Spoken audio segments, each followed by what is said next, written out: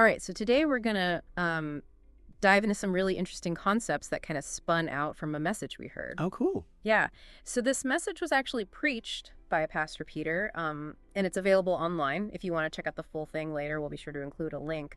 Have you ever noticed how the book of Acts just sort of ends? Yeah, it's kind of strange, isn't it? It's like you're going along with this incredible story, the early church, the Holy Spirit showing up all over the place, the gospel spreading like crazy, Uh-huh. and then you hit chapter 28 and boom, Paul's in prison, end of story.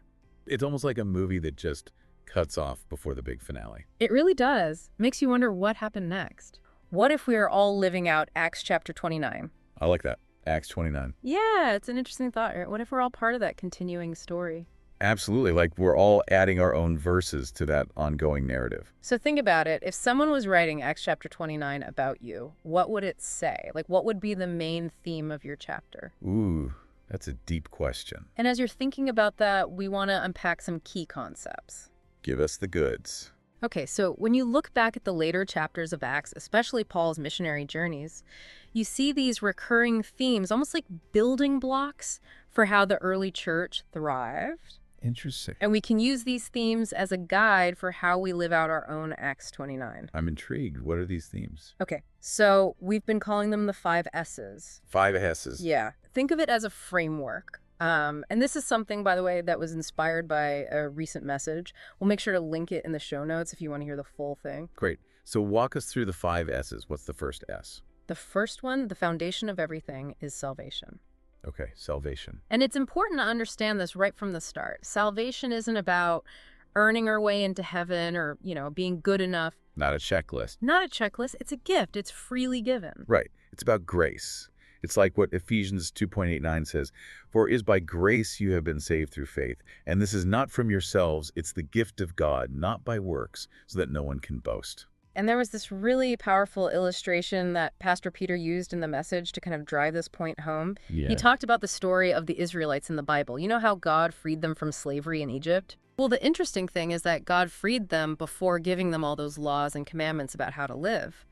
The freedom came first. It wasn't like they had to earn their freedom by being good or following the rules perfectly. It was just given to them. I never thought about it that way.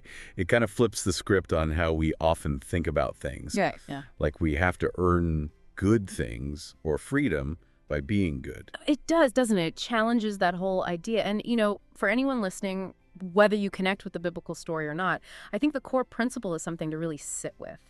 What would it feel like to truly accept that some of the most fundamental things in your life, your worth, the opportunities you have, are not things you have to constantly strive and earn, but things that are freely given to you?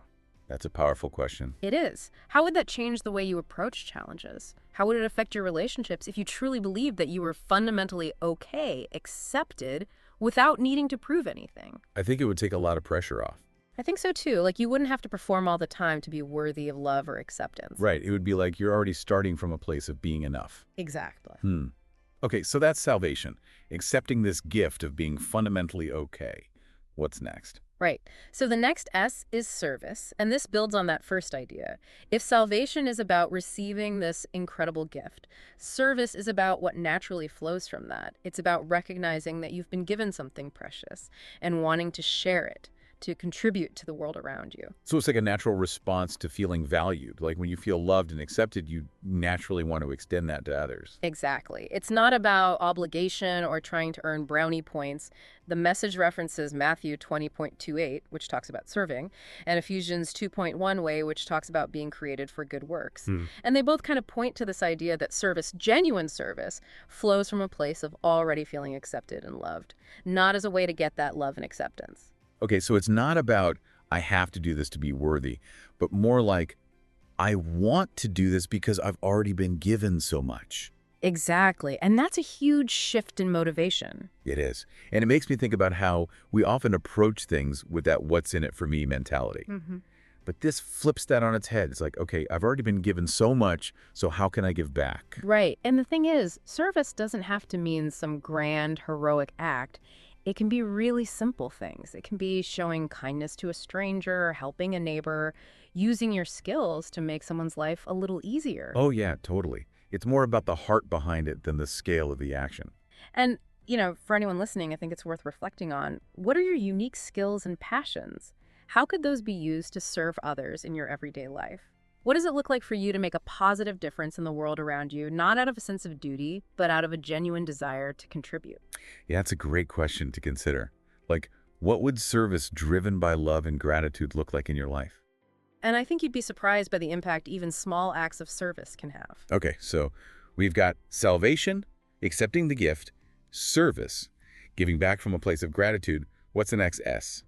All right, so the third S is sanctification. This one's a journey. It is a journey for sure. It's that process of becoming more like Christ, like letting him transform our hearts, our thoughts, and our actions. It's an ongoing process. It's not just a one-time thing. Yeah, it's not like, okay, I'm saved, I'm sanctified, all done. Right. It's more like, okay, I'm saved, and now the real work begins. It's like Romans 12:1-2 says, "Therefore I urge you, brothers and sisters, in view of God's mercy, to offer your bodies as a living sacrifice, holy and pleasing to God.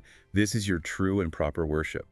Do not conform to the pattern of this world, but be transformed by the renewing of your mind." That's good stuff. And it makes me think of that verse in Hebrews, the one where it talks about moving from milk to solid food. Oh, yeah, I know exactly what you're talking about. Like, are we staying at the baby stage of our faith, or are we growing and maturing and becoming more like Christ? It's like, have you been a Christian for 10 years? Or have you just experienced the first year of your faith 10 times? Ooh. That one hits hard. It's so easy to fall into routines, to go through the motions without actually changing on the inside. It's like being on a treadmill. You're putting in the time and effort, but not actually moving forward. Oh, wow. I like that. So where are you stuck? Where are you going through the motions without any real growth? And what steps can you take to get unstuck? That's a great question to ask ourselves. And that leads perfectly into the fourth S, which is saturated. Saturated. This one feels good. It does, doesn't it? Being filled to overflowing with the Holy Spirit.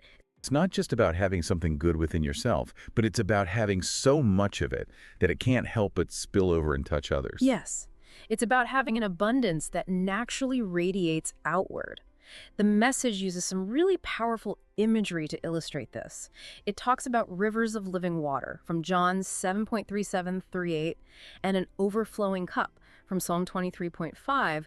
Both images evoke this sense of abundance and overflowing. I like that. So it's like you're not just full, you're overflowing. Well- And that overflow has the potential to impact others. Right. And Pastor Peter shared this story about a broken sprinkler that really brought this to life.